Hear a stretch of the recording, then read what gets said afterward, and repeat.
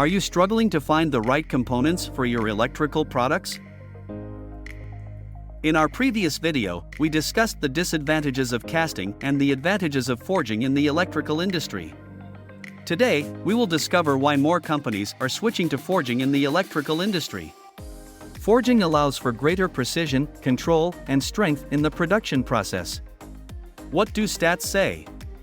The global market for electrical forging was valued at $3.2 billion in 2020 and is expected to reach $4.5 billion by 2027.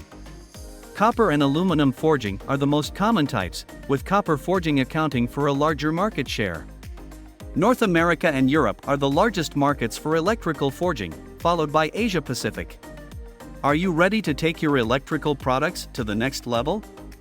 We at IQS Engineering Solution are helping global OEMs and electrical companies switch to superior forged parts.